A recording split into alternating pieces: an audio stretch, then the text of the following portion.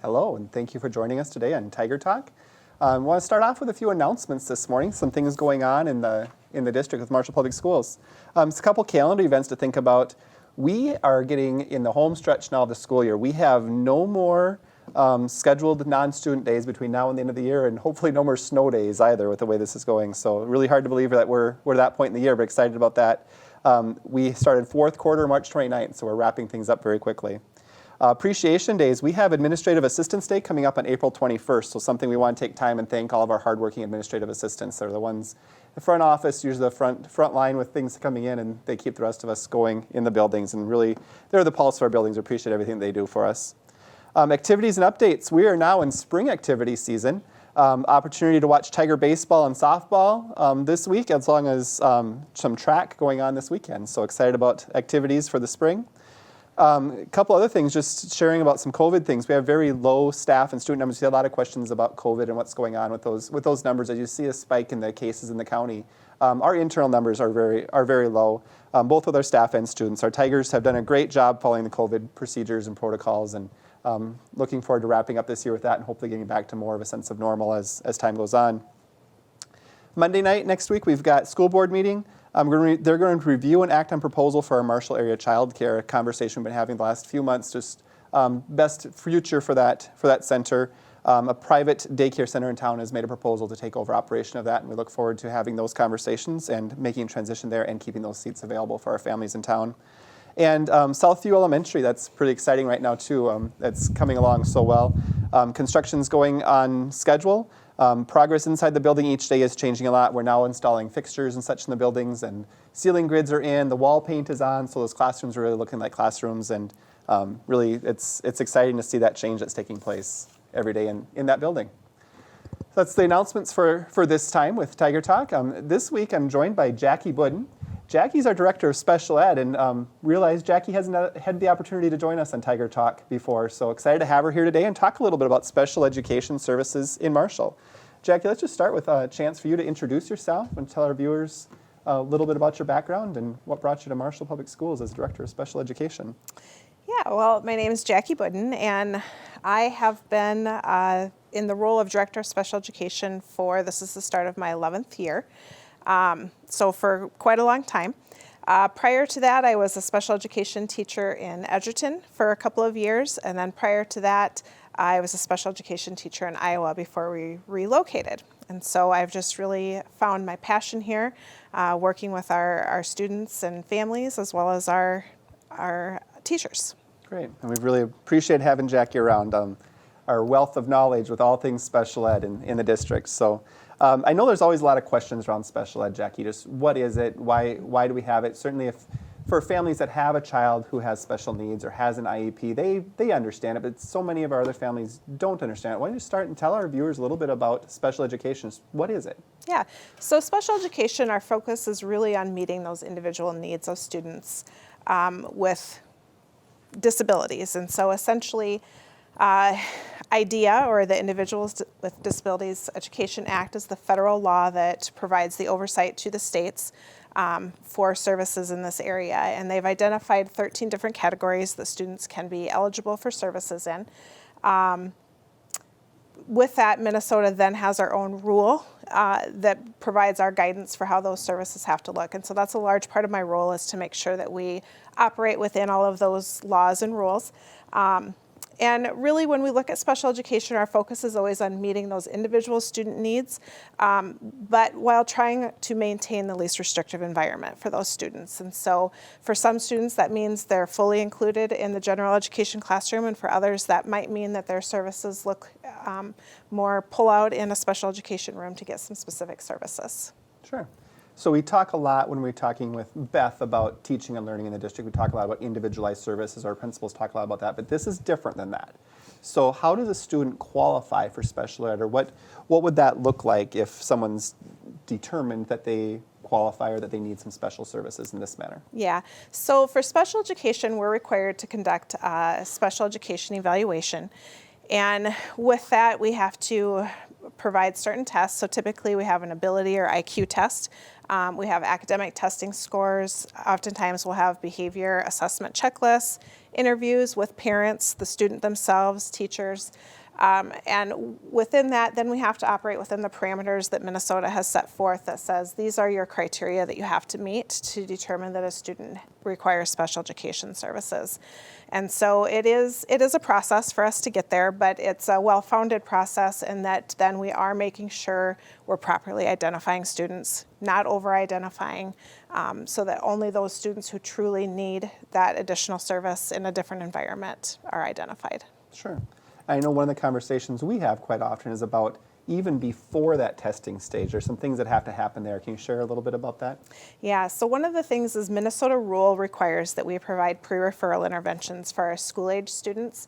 And what a pre-referral intervention looks like is the team of educators working with a student really takes a look and says, what do we believe is the root cause of the learning problem that's occurring right now? And they try to drill down and determine, is it a phonics skill? If it's in reading, is it fluency? Is it comprehension?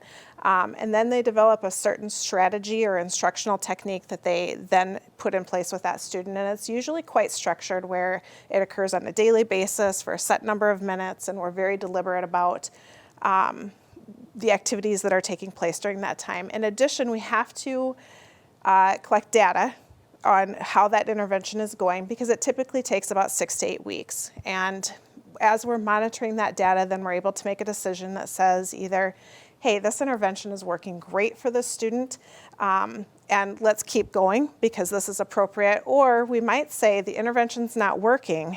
We probably need to talk about a referral to special education for testing.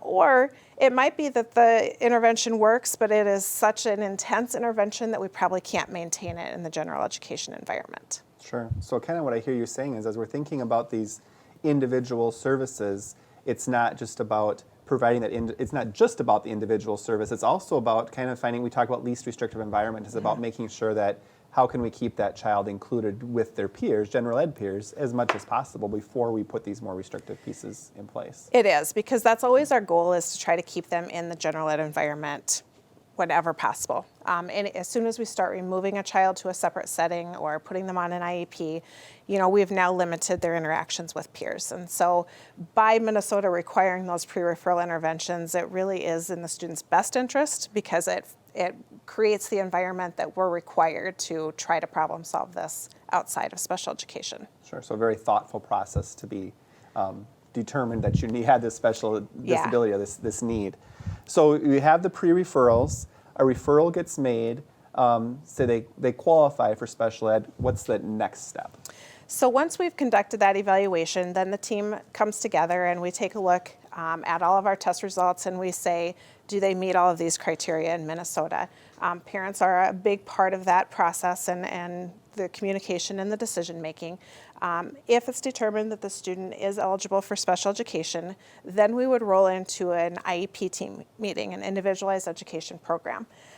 Essentially what that is it's a written plan that outlines the student's needs, what the evaluation will determine what their specific areas are that they're discrepant from peers in that we want to focus our instruction on.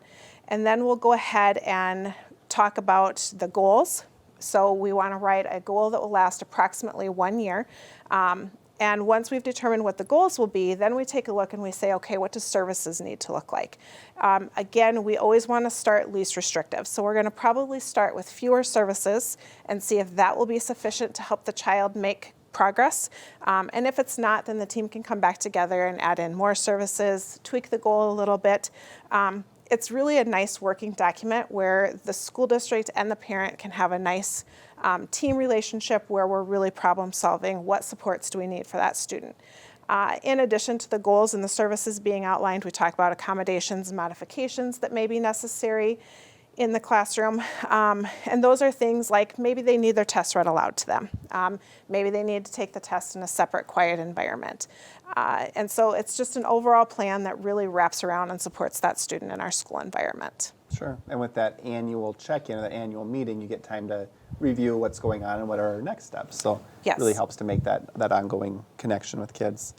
So you mentioned a little bit about accommodations and modifications. I know we hear a lot about, so I see the helper with a kid, or I see a paraprofessional or something. That's not the only type of service. There are a lot of things. What are some other kinds of services that special ed might provide? Yeah, so for services, we have a large number of special education teachers in the district who then are the individuals who provide the specialized instruction in reading, writing, math, social skills. But in addition to that, we might have a student who has a hearing loss. Then we have a teacher who is a deaf, hard of hearing specialist. We also have some students that have some vision impairments, and so we have a specialist that will come in and work with those students. Developmental adaptive PE if they're struggling with some gross motor skills and it's difficult for them to be included in the PE class. And then in addition, we'll have speech language services. So that can vary anywhere from an articulation disorder to receptive or expressive language skills. And then as well as occupational therapy or physical therapy. And those services are typically, they're called related services, and so they're not standalone. We have to be able to show a connection that we have an existing goal that we've determined we need that support to help the student make good progress on the goal. Sure. And you talk about OT and PT, and one of the questions that sometimes comes up is, my kid broke their leg and they need to have some OT services or something like that. This is different. It is. That type of OT would generally be what we consider medical-based services, and so that's when they would go to a medical provider to receive the OT PT. In the school setting, those are really educational services, and they have to be related to the student making progress educationally in the school environment. Sure. And you talked about, was it 13 different ways a student can qualify, and a lot of different pieces you talked about there going on. Do they only qualify in one area, or could they receive services in multiple areas? No, they can receive services in multiple areas, and sometimes we might say, autism spectrum disorder is going to be their primary disability, but we also see some EBD going on, some emotional behavior disorder, and that might be the secondary disability. And really, once we've identified that a student requires special education services, it opens the door for us to closely monitor all areas of the student's school day and determine, are there other areas that we're just not meeting those needs in the general ed environment? And then we have the latitude to be able to pull together as a team and say, we have some good supporting data here that would suggest Johnny now needs math special education services, and we're able to, again, pull that into that annual IEP and make sure that we're meeting those needs. Kind of comes back to that meeting individual needs, and Yep. every kid's going to have a different set of needs. And sometimes as a kid gets older, we recognize a math need that maybe we didn't recognize when they were younger, or something like that as Yes. it becomes more apparent. So Yep. Yeah. And sometimes just as they progress through school, that gap just gets wider, and then that's when we're able to say, you know what, that executive functioning skill that we know is weak, it looks now as though that's impacting math, and so we should really be pulling them in and making sure we're meeting those needs there too. right, we've got all those specialists in place to help meet that. So great thing for kids. I know one of the things we've talked about is these students who are maybe as young as a few months old sometimes receive services and have some special needs. How do we become aware of those students when they're not even part of the school district yet? Yeah, so Minnesota is one of the states that has chosen to provide services for students from birth on up to age 21. Federally, they're only required to meet student needs ages 3 to 21. So by providing that early intervention as early as birth, it really allows us to be able to get those necessary services to the child and their family in order to make sure that they're getting all the necessary supports in place. So in Minnesota, we have a really nice system called Help Me Grow Minnesota. And basically, anybody who has a concern with a child is able to submit a referral. So that referral could come from a parent, a medical provider, public health, social services, daycare provider, a friend or neighbor who thinks, it just seems like there's another need there. I want to make sure they know what's available. And as soon as that referral is submitted into the system, it's a pretty tight confidential system, and they're able to route that student name to the resident school district. And so then it pops up, a notice pops up to our providers that they need to log into the system and access it, and then they start the process by contacting parents, explaining what special education is, what we can do. The unique thing about early intervention services is those are usually provided in the home or the daycare setting.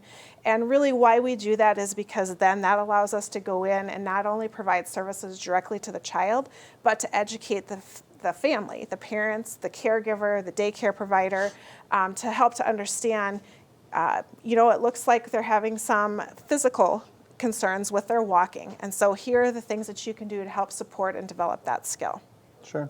So, and kind of like with the other kids, meeting that individual need, if their need is at daycare in the home setting, to meet that individually. Yep. I know Tiffany was here a few weeks back, and she talked a little bit about that too. So, how would, if a parent has a question about that Help Me Grow program, would they contact you for that? Would they reach out to early childhood programming for that? Or Really, there's a multitude of ways. They can just do a simple Google search of Help Me Grow Minnesota, and it'll take them to the website, and it'll walk them through some resources and documents.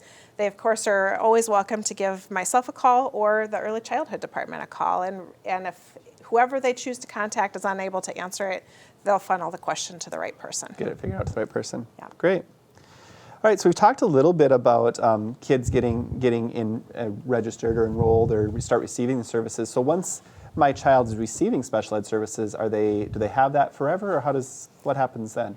Yeah, so special education, how that works is we're really expected to, every 3 years, we're required to do a reevaluation. And as part of that process, we simply have to determine that there continues to be an educational need for specialized services. And as long as we're able to document that, we can continue to provide those services. So some students, due to the nature of their disability, are going to continue to need special education services until they graduate at 12th grade, graduate off of their IEP goals, or age out at age 21. But other students, they could very likely make good progress. We close that gap, we have them back on track with peers, and we are able to dismiss them. Offhand, speech would be an area where, if it's an articulation disorder, we can correct that pretty quickly, and those students are going to be dismissed from services. Sure. Let's say a student's dismissed from services, and then you realize later, oh, they really weren't done, or we see some additional need that maybe we hadn't made, that we need to readdress. Can they come back in? Yeah, so if it's within 12 months, it's really easy for us to be able to bring them back in. If it's beyond 12 months, then we do have to conduct another initial evaluation, and they have to meet those initial criteria. So we do try to pay pretty close attention to the students within that first 12 months just to make sure that they're flourishing. Right. Something we didn't talk about with the evaluation piece, we have something pretty special, I think, in Marshall. We have this SEAT team that helps the evaluation. Want to just share a little bit about what that is and how that works, and maybe why that's special in Marshall? Yeah, so we have what's called a special education assessment team. And essentially, in typical school districts, the special ed teacher conducts their own evaluations for their students. And they will only do a handful every year. And so if you're only using those tests and those protocols and writing those reports a couple of times a year, you probably aren't an expert. And so what we decided to do is, given the size of the district, is to establish a team that's essentially their job every day. They come in and they look at the K-12 system and they conduct those evaluations for students. The benefit of that is they are really good at conducting the tests. They're really good at drawing out those student performances. Good at understanding what the results mean and explaining it to parents, and then they're the expert. And really, that's the best way to do things, because when they're the expert and they're familiar with it, we know that we have an even better process in place to make sure we're identifying kids appropriately. Right, great, to make sure we've really identified what the needs are and how we're going to meet those needs. So yeah, that's something that's pretty special, I think, that we've got, that making sure we're identifying everything correctly. So what about summer? We're coming up on end of the school year and students are about to go home. What about some of these students with special needs? What does that look like in the summer? Yeah, so a big misunderstanding is that there's special education summer school, and that's really not the case. What we have in special education is extended school year services, or ESY services. And for a student on an IEP to receive those services, they do have to be eligible for them. Eligibility can be established through three different prongs. The first one is through regression and recoupment. And essentially there we're saying we have documentation or evidence that over a previous break, the student's skills regressed and it took them longer than the length of that break to get back on track. So really, when we look at kids developmentally, we know that it's going to take a little bit of time to get them back on track. We don't want it to take longer than what they were away from school. The second prong is for functional skills, and that's for those students that are really working on skills that are functional in nature, allowing them to be more independent. And If we have a student that's working on a skill there that's maybe on the cusp of really developing and being independent, we're going to bring them in for services to make sure that we meet those needs. The third prong is the one that we use really infrequently because it's called unique need. And it means exactly what it is. It's a unique need. And so the example that I like to give is perhaps we have a student with a hearing loss who got a cochlear implant in the spring. So let's say right now they just got a cochlear implant. Well, we know that students, their language skills, because they now hear so clearly, they're really going to have the opportunity to take off. And we want to be a part of that. And so we're going to say, hey, we have a unique need this summer. We need them to come in and get some special education services during the summer so that we can make sure we're really honing in on that moment that they're at that developmental stage with the new hearing that occurs. And the purpose of extended school year is not for a student to grow. In law, the purpose of it is to maintain skills. And so really it's a small select group of students that we know they're going to have difficulty maintaining skills over a summer break. Makes sense, because we know that all kids have some regression over the summer. We have a 3-month period with no Right. class, so making sure it doesn't get bigger or different for these kids. That makes sense. And for students, for all students, we offer summer programming that's available for special ed students, of course, as well. That Right. They don't necessarily meet ESY criteria, but could still attend the traditional targeted services programming. Yes. Good. Let's talk a little bit. Last question for you. This year was certainly unique in many ways. I mean, your program's always does things unique anyway, but this year we've had, with COVID and hybrid learning and distance learning, so many different things taking place in our classrooms. Has to be a bigger challenge for students with some special needs receiving all these special services. I think about OT and PT and DHH and speech services. And how does that work with special ed? Yeah, it has been a big challenge, you know, especially when we were in all distance learning last spring when nobody was allowed to come in the buildings. That was hard. It was hard on our kids, it was hard on our teachers, and it was hard on our families because, you know, they have a child that typically was at school during the school day. There's programming available. Now we have a student who has significant needs, is at home with probably a parent who's trying to work from home. And so it was a tough situation. You know, we really thought outside the box and found different ways to provide services. Our favorite was Microsoft Teams, and so even our PT and our OT, you know, they would send home instructional sheets to the family on some of the different exercises that they would be doing, and they would ask the family to do it over Teams where they were able to monitor things and support.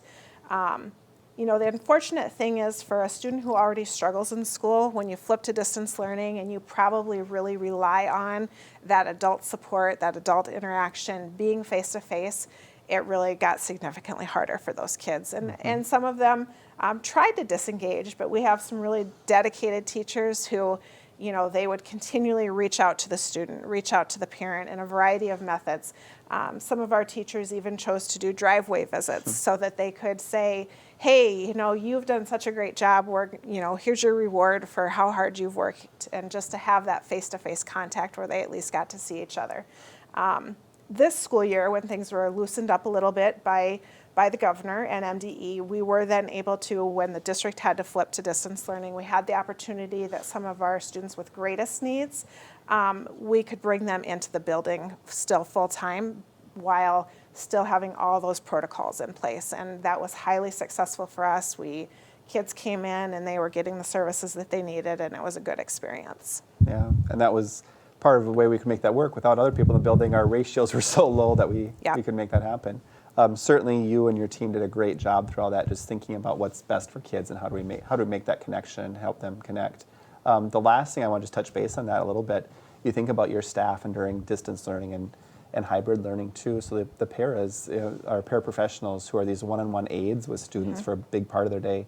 What did that look like during distance learning? Yeah, so our paraprofessionals, they had to really quickly get their technology skills beefed up and become familiar with Microsoft Teams. I mean, we did a lot of quick training during that time period that we had available to get ready for distance learning. But essentially, for those paras who supported a student in a regular ed class, what we had them do was log into the same class as the student, listen to the instruction, understand everything that was going on, and then essentially we could create a breakout room where then they could continue to work with that student individually or maybe in a group of 3, 4, or 5. And so it was a great experience. For some of our younger learners, it was things like maybe they would record themselves reading a book and push that out to the student, because for a lot of our kids, it was really the relationships that were the most important, and how can we put some pieces in place to make sure those relationships are maintained with the school adults that are so important in our kids' lives. Right, just help maintain as much normalcy as we could during Yeah. that time. So certainly kudos to you and your team during all times, but especially during the hybrid learning with the work you guys did there. Anything, Jackie, that I didn't ask you about today that you'd like to share with the viewers? Yeah, I would say we have one other unique piece in our behavior coach position. Oh, yeah. And so that position is, we created essentially a special education teacher who would be available to go to any building in the district and assist with different things going on with a student. So if we have a student that's having some struggles managing themselves, she would be able to go in and observe, make some recommendations to the team. And it's a unique position. It was one that we kind of thought of outside of the box, but I would say that is one that is very valuable to our staff, because they're in their classrooms teaching and providing direct services, and for them to be able to leave the special education room to go into that fourth grade classroom and observe and assist and provide some ideas is really tough, because then we're taking services from one student to give to another. And so by creating this position, it did really give us some nice flexibility. Right, and we know that how the kid behaves in the classroom isn't necessarily what we see in the lunchroom or outside Right. or in some off setting. So the teacher says, I see this, yeah, I don't see that someplace else. So Yeah. nice way to provide that support for our staff. So Yeah. great. Yeah. Well, thank you so much for joining today. Yeah, thank you. And that's what we have today for you guys for Tiger Talk TV. Thank you for joining us.